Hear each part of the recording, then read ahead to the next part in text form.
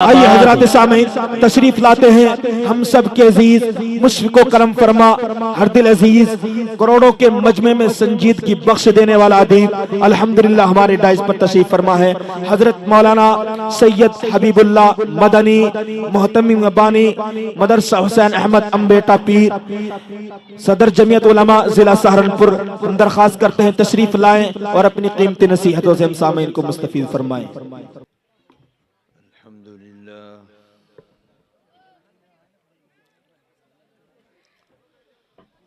الحمد لله نحمده ونستعينه ونستغفره ونؤمن به ونتوكل عليه ونعوذ بالله من شرور أنفسنا ومن سيئات أعمالنا من يهده الله فلا مضل له ومن يضلله فلا هادي له ونشهد أن لا إله إلا الله وحده لا شريك له ونشهد أن سيدنا وسندنا وحبيبنا ومولانا محمدا عبده ورسوله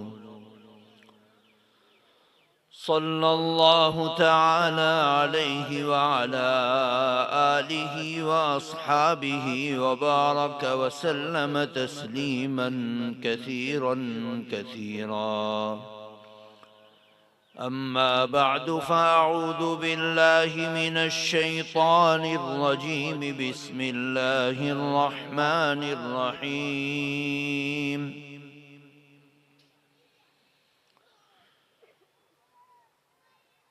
وَلْتَكُنْ مِنْكُمْ أُمَّةٌ يَدْعُونَ إِلَى الْخَيْرِ وَيَأْمُرُونَ بِالْمَعْرُوفِ وَيَنْهَوْنَ عَنِ الْمُنْكَرِ وَأُولَئِكَ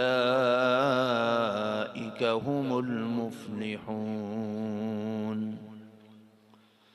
صدق اللہ العظیم۔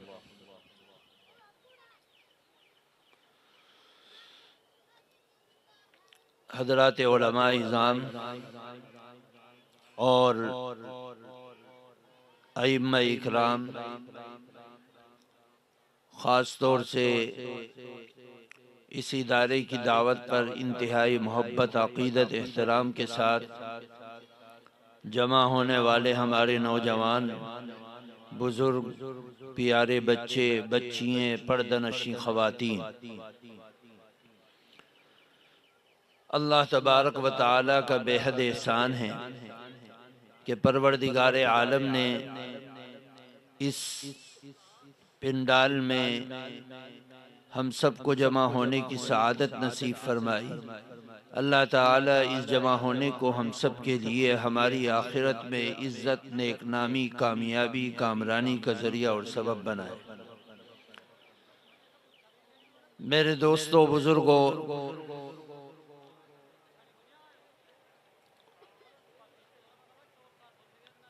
اللہ تعالی نے اس دنیا کی زندگی میں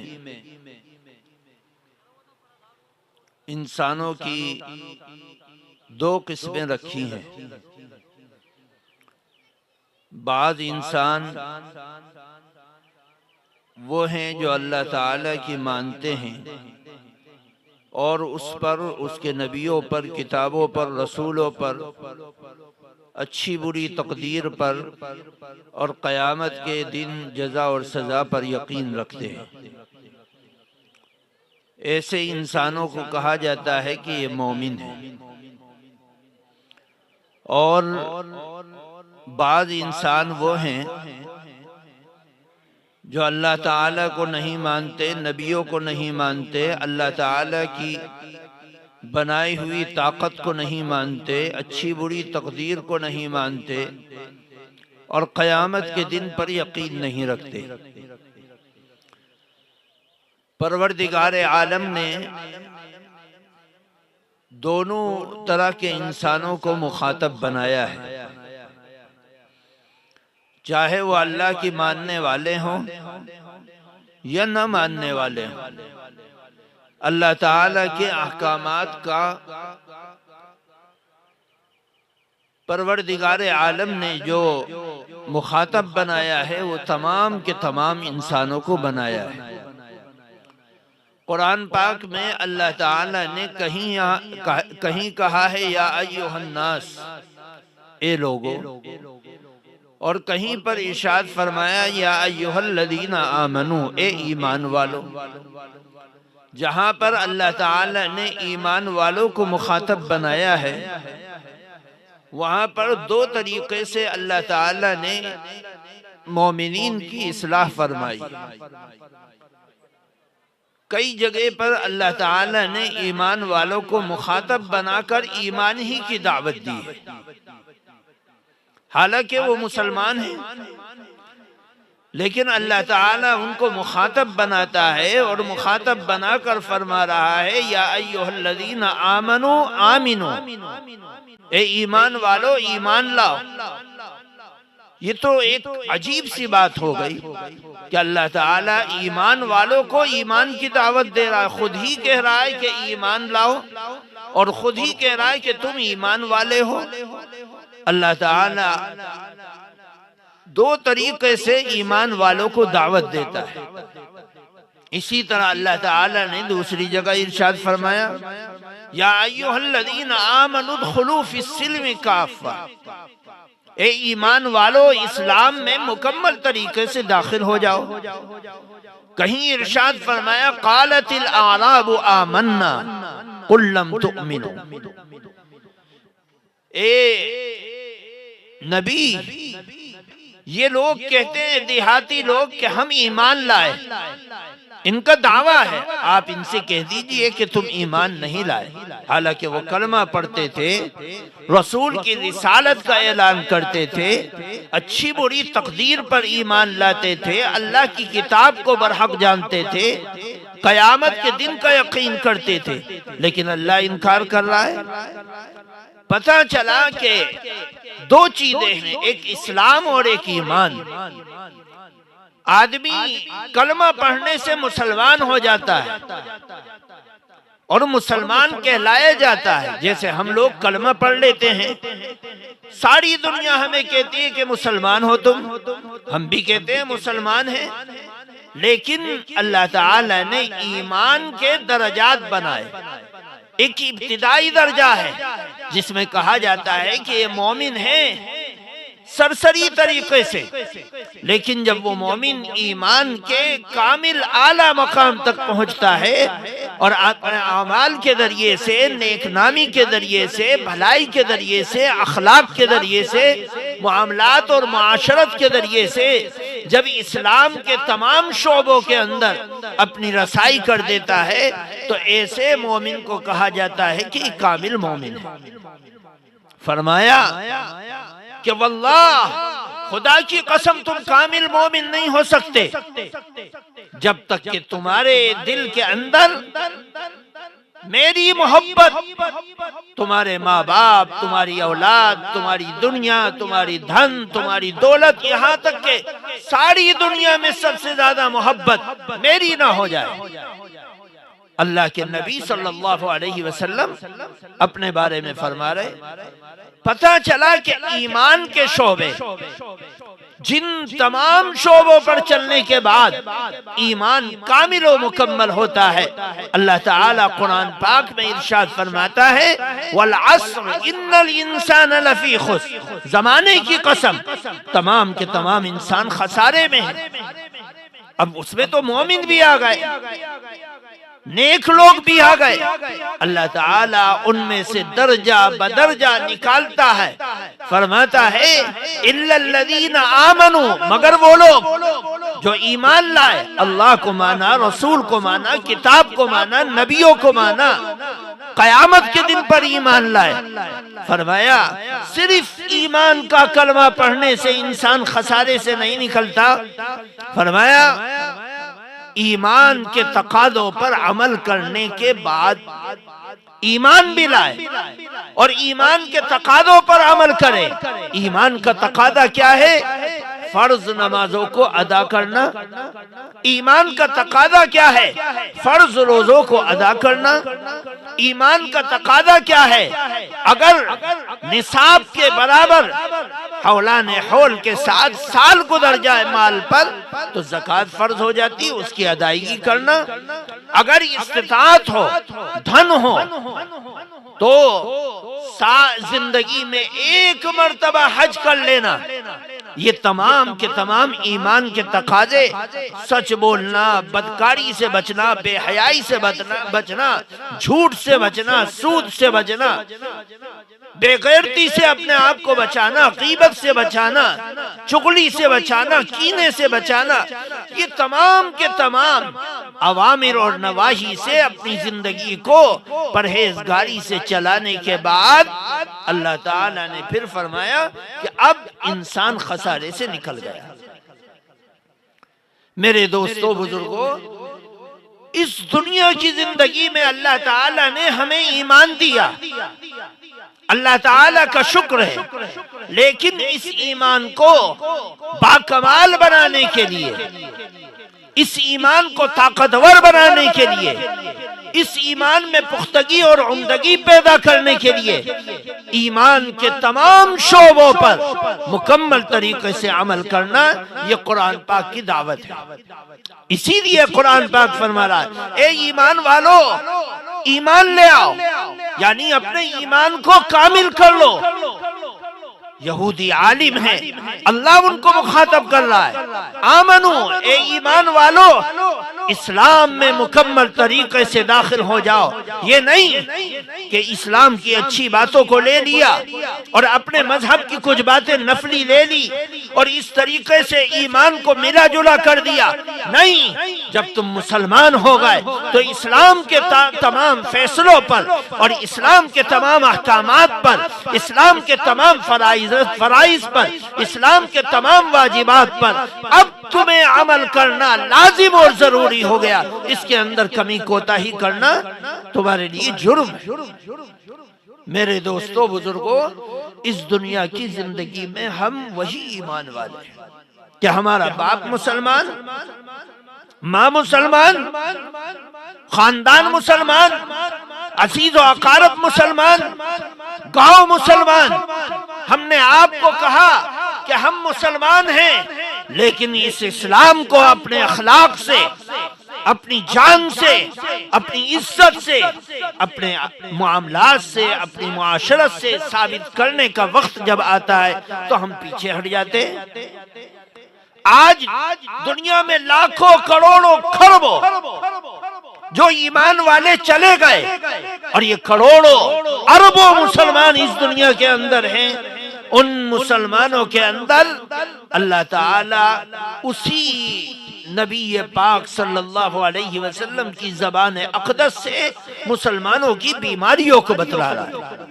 ایک بات یہ معلومات کی ہے کہ ہم یہ سوچتے ہیں کہ قیامت صرف کافروں پر آئی۔ یہ بات سچ ہے کہ ایک ایمان والا اس دنیا میں نہیں ہوگا۔ اللہ تعالیٰ قیامت کو برپا کر دے گا، لیکن اس کے اسباب، اس کے اندر پھنسنے والے، ابتدا کرنے والے اور اس قیامت کو جو لاگو کیا جائے گا وہ ایک دو دن میں نہیں، زمانہ لگے گا۔ اور اس زمانے کے اندر اللہ کے نبی صلی اللہ علیہ وسلم نے قیامت کی جو علامتیں بیان کی کہ یہ گناہ ہوگا، یہ گناہ ہوگا، یہ گناہ ہوگا، یہ گناہ ہوگا، اس کے اندر یہی ہے کہ مسلمان کلمہ پڑھے گا، ایمان لائے گا، مسلمان کہلائے گا، لیکن اس کی زندگی کے اعمال اتنے بدتر ہو جائیں گے، اتنے بدتر ہو جائیں گے کہ اس کی زندگی کا مقصد اور ایمان کا مقصد اس کے اندر سے نکل جائے گا۔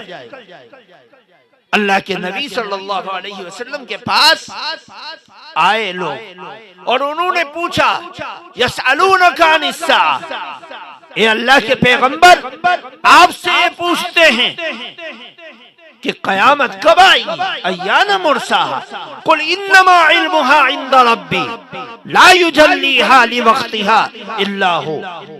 اللہ تعالیٰ نے جو اس کے لیے وقت مقرر کیا ہے اسی وقت وہ آئے گی، مجھے نہیں معلوم کہ قیامت کب آئے گی، کیونکہ اس کا علم تو اللہ کے پاس ہے۔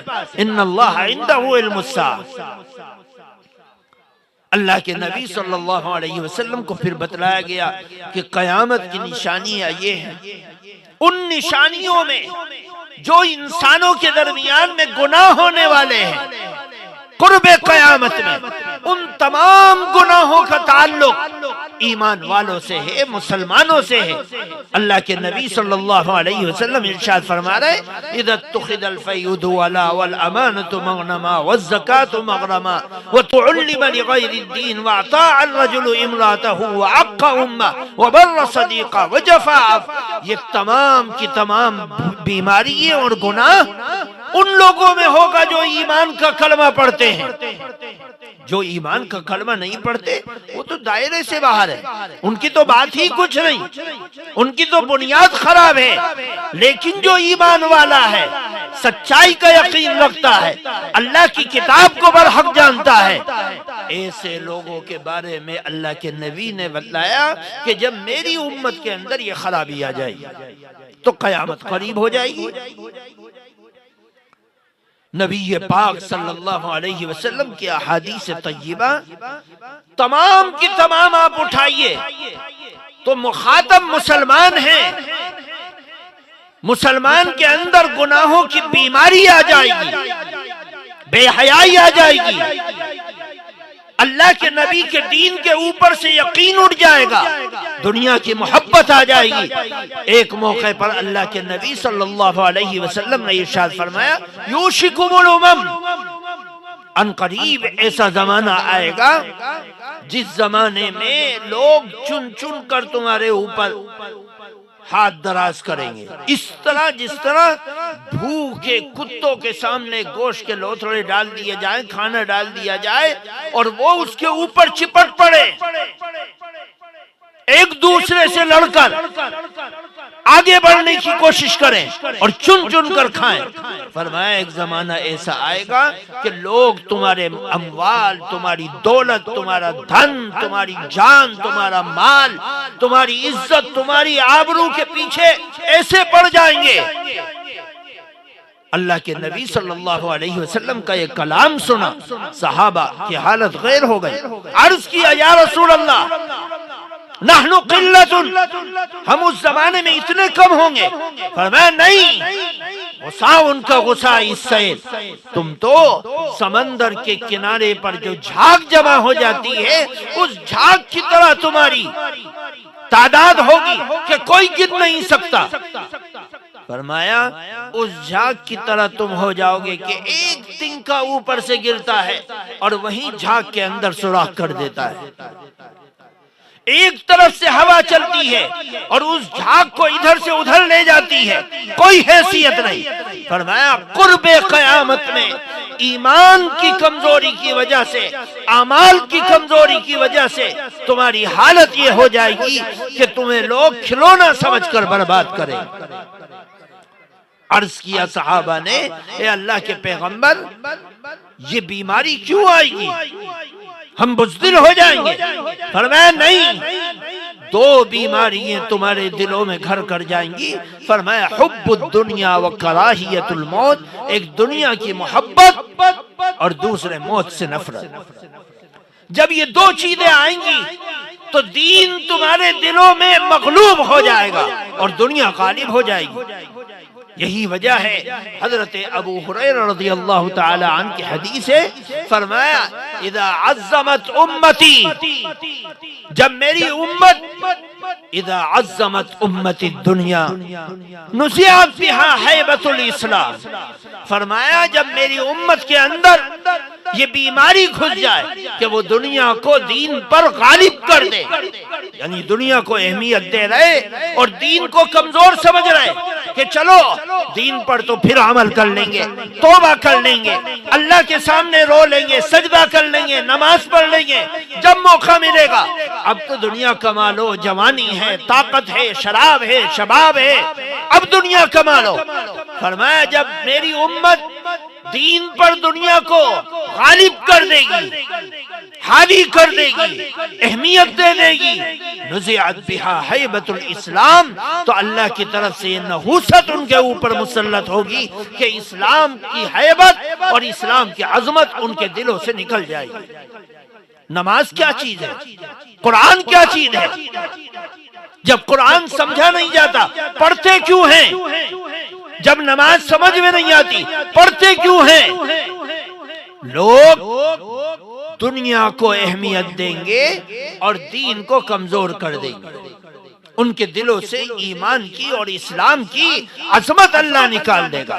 فرمایا اذا ترکت الامر بالمعروف والنہی عن المنکر حرمت برکت الوحی۔ فرمایا جب میری امت نیکیوں کا حکم کرنا چھوڑ دے گی اور برائیوں سے روکنا چھوڑ دے گی تو پھر نحوست یہ آئے گی کہ اللہ ان کے دلوں سے وحی کی برکت سے ان کو محروم کر دے گا۔ آج ہم دیکھیں قرآن موجود ہے، قرآن پڑھنے والے موجود ہیں، قرآن پڑھانے والے موجود ہیں، قرآن کو سمجھانے والے موجود ہیں، لیکن جس قرآن کو اس امت کے لیے ہادی بنایا، رحمت بنایا، شفا بنایا، عظمت والا بنایا، وہ قرآن موجود ہے لیکن اس کی روح اور اس کی برکت سے ہم محروم ہو رہے ہیں۔ جس امت کے پاس قرآن ہو اس کو ذلت ملے، وہ ذلیل ہو نہیں۔ جب امت اس قرآن پر عمل کرنا چھوڑ دیتی ہے اور اس قرآن کے احکامات کو حکم سمجھنا بند کر دیتی ہے اور اس قرآن کے منہیات سے رکنا بند کر دیتی ہے تو پھر اللہ تعالی وحی کی برکت سے اس کو محروم کر دیتا ہے۔ یہی وجہ ہے کہ نبی کریم صلی اللہ علیہ وسلم نے فرمایا قرآن رہے گا لیکن اس کی عظمت نکل جائے گی، قرآن باقی رہے گا لیکن اس کا حرف رہے گا، اس کے اندر جو احکامات ہیں وہ سب ہمارے دلوں سے نکل جائے گا۔ قرآن کے الفاظ باقی ہیں، ادائیگی باقی ہے، لہجہ باقی ہے، لیکن اس قرآن کے احکامات کو 80 سال کی زندگی گزر گئی۔ پوچھو بھائی 80 سال سے سورہ فاتحہ پڑھ رہا ہے اور صبح سے لے کر شام تک تمام فرائض، تمام نوافل اگر پڑھے تو 48 مرتبہ الحمدللہ پڑھتا ہے یا سنتا ہے یا خاموش رہتا ہے۔ اس 48 مرتبہ روزانہ جو آدمی سورہ فاتحہ پڑھ رہا ہے اس کو سورہ فاتحہ کے مطلب اور مفہوم کا پتہ نہیں، اس کے پیغام کا پتہ نہیں۔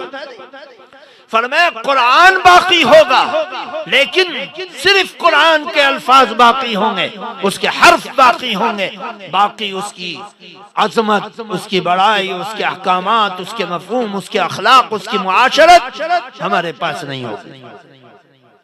کہ قرآن باقی ہے بس لفظوں میں دیکھو۔ یہی وجہ ہے کہ نبی کریم صلی اللہ علیہ وسلم نے ارشاد فرمایا ان قریب ایسا زمانہ آئے گا کہ یہ قرآن حلق کی ہڈی کے نیچے نہیں اترے گا، حلق کی ہڈی کے نیچے نہیں اترے گا۔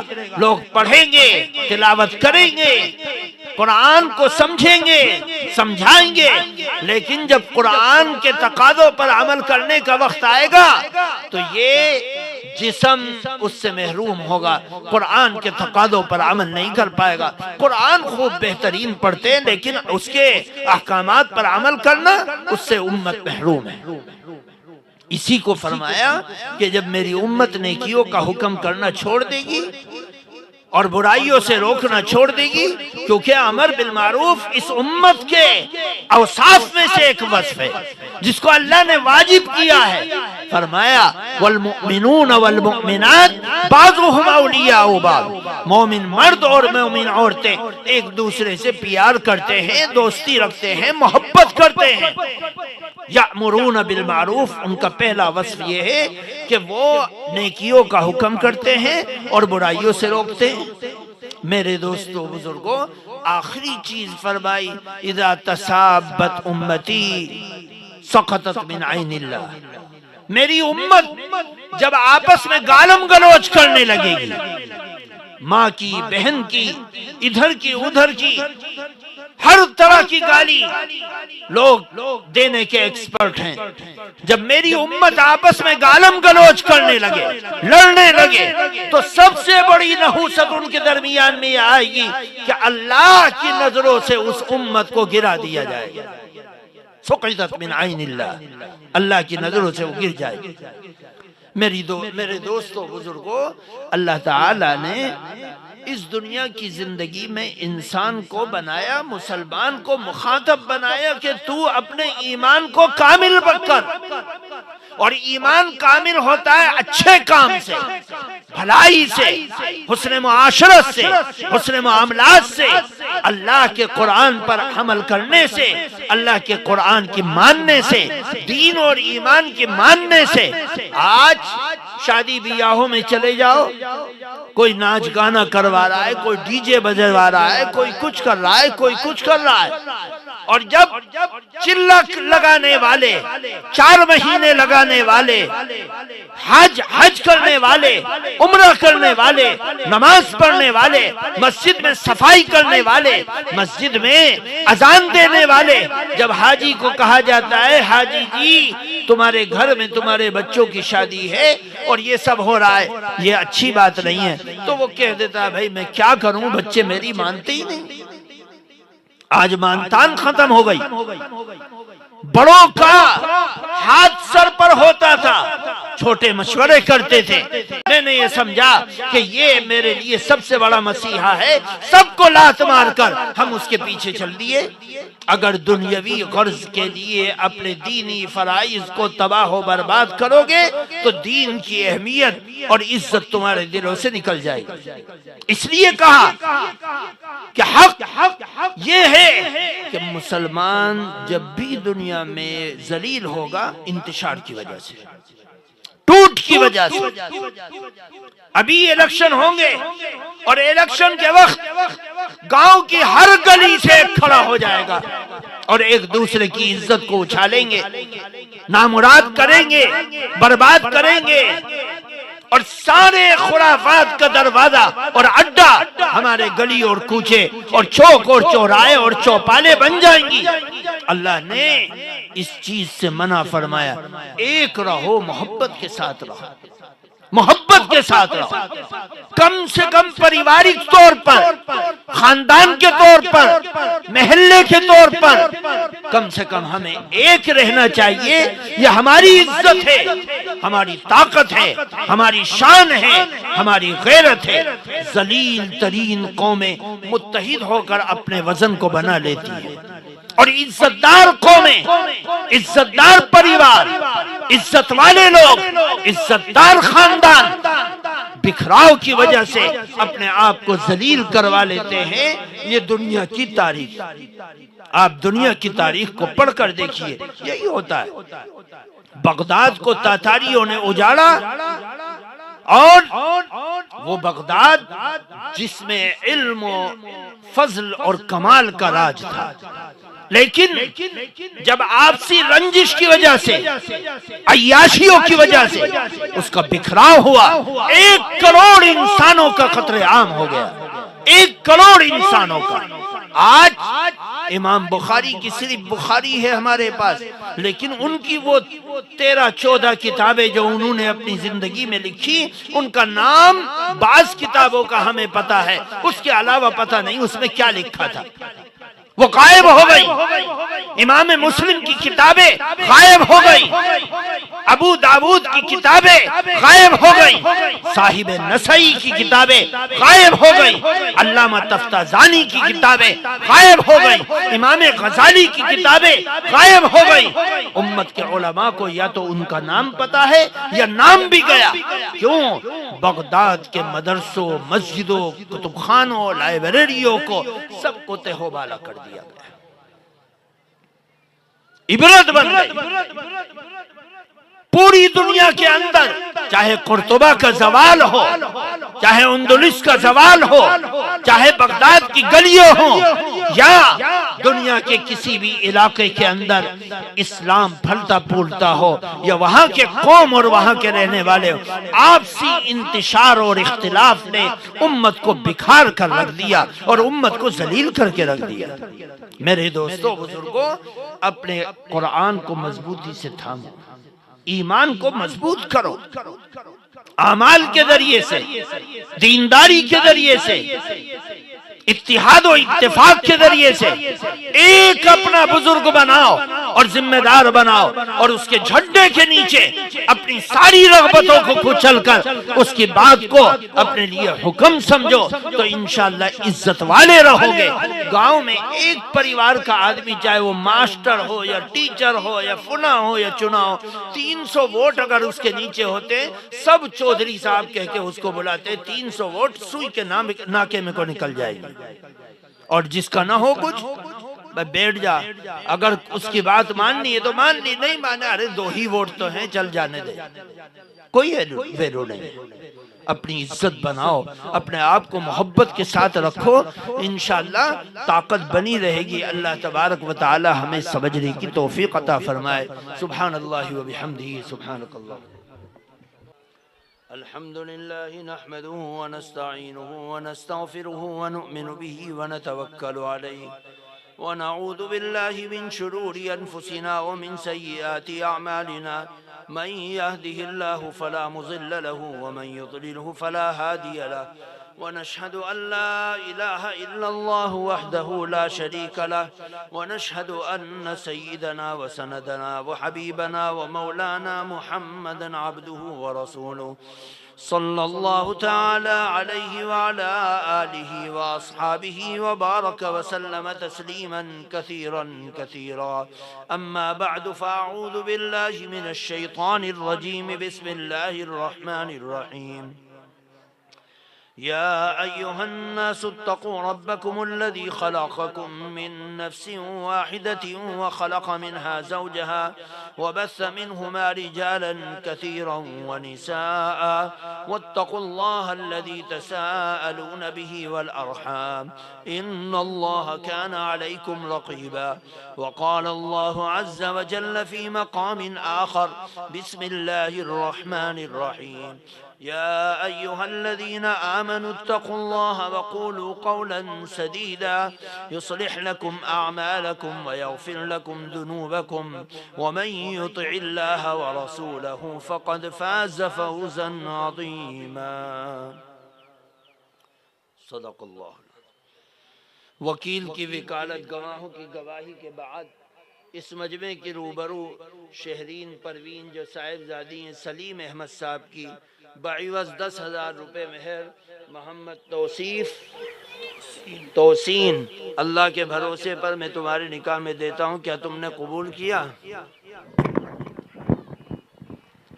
جی ہاں، میں نے اسے اپنے نکاح میں قبول کی. بارک اللہ لنا ولکم وجمع بینکما بخیر. دعا بعد میں ہوگی بھائی، جلسے کے بعد. ماشاءاللہ. مستقل سفر ہیں، مستقل مشغولیات ہیں. الحمدللہ آج ہمارے